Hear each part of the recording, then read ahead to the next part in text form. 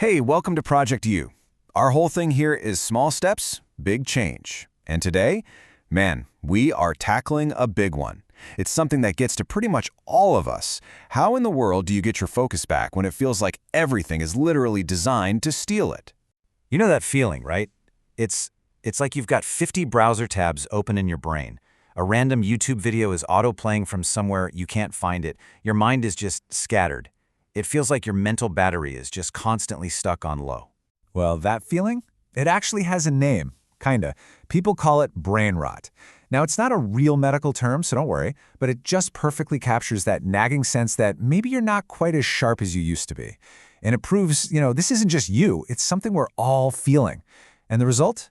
Well, we risk becoming these digital zombies, physically present, but our minds are a million miles away, just lost in the scroll. So, here's the game plan for today. We're going to look at the real cost of distraction, what I'm calling the 25-minute focus killer.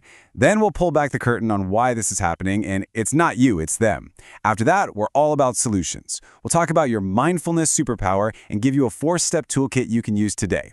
And we'll wrap up by talking about the real prize in all this, your life. All right, let's dive right in. Let's talk numbers. What is the actual measurable cost of all this distraction? Because, this isn't just some vague feeling we get.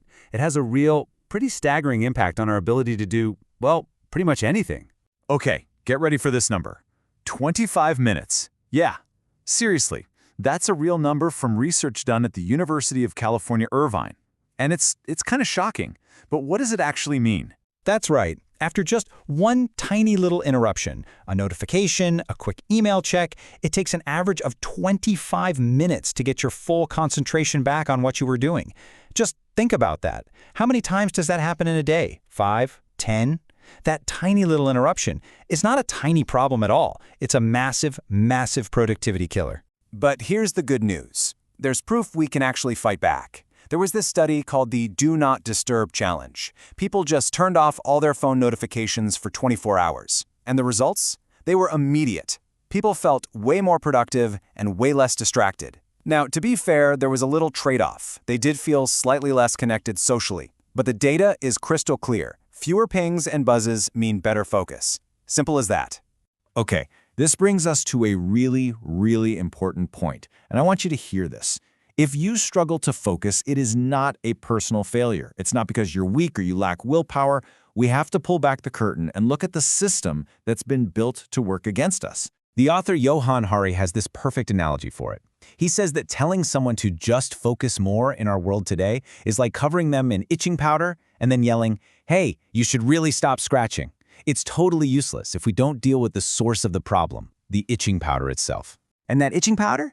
It has a name. It's called the attention economy. Tristan Harris, who used to be a design ethicist at Google, he kind of blew the whistle on this. He said that a lot of the apps in your phone are built using the exact same principles as a slot machine. They give us these little unpredictable rewards, a like, a new comment, a fresh post, that just keep us pulling that lever over and over and over again. And look, this isn't some accident. It's the engine of a multi-trillion-dollar industry.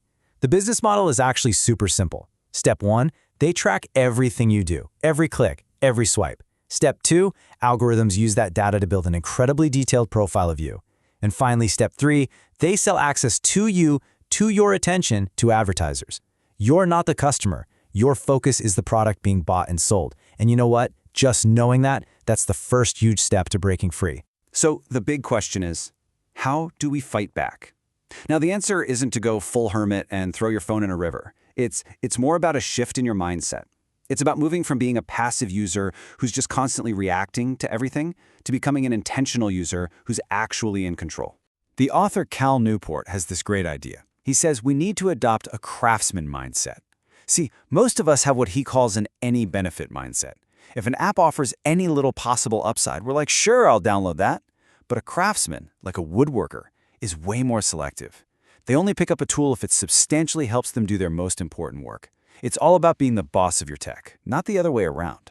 And the foundation for this whole shift is something called mindfulness. And hey, don't let that word scare you off. This isn't some big mystical thing. The easiest way to think about it is like a workout for your attention. It's just the simple practice of paying attention on purpose to right now. Every single time you notice your mind has wandered off and you gently bring it back, that's a rep. You're doing a bicep curl for your focus muscle. You're training your brain to be in charge again. Okay, so the philosophy is great, but how do we actually do this stuff, right? So this next part is all about the practical, actionable toolkit. These are the small steps you can start taking literally the second this explainer is over. It's a 4-step toolkit. We're going to talk about embracing boredom, detoxing your devices, scheduling your distractions, and practicing intentional rest. Let's get into it. All right. Step 1, embrace boredom. I know, it sounds a little weird, but here's the challenge.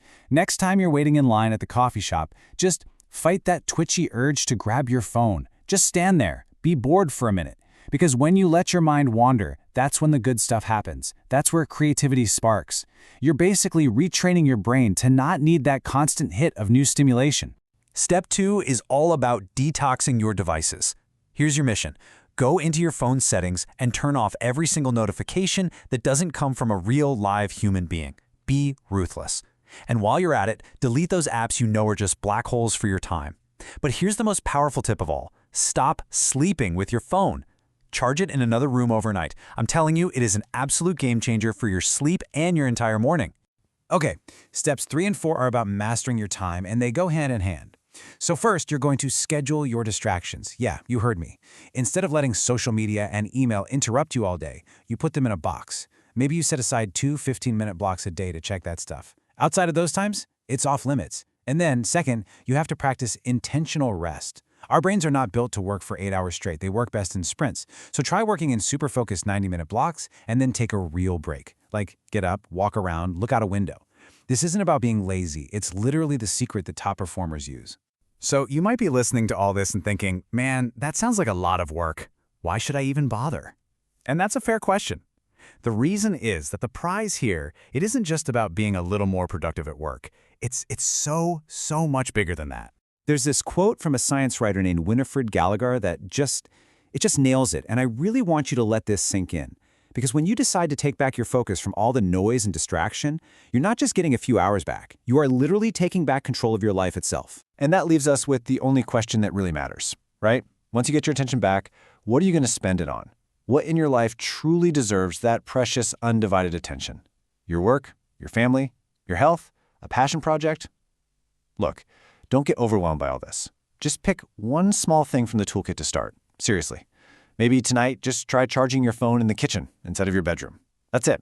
That's the first step. Hey, thanks so much for giving us your attention for this explainer. I mean that literally, and I appreciate it. This is Project U, and we're always here to remind you that small steps really can lead to big change. If you found this helpful, do us a favor and like this, subscribe, and join our community here at Project U for more. We'll see you in the next one.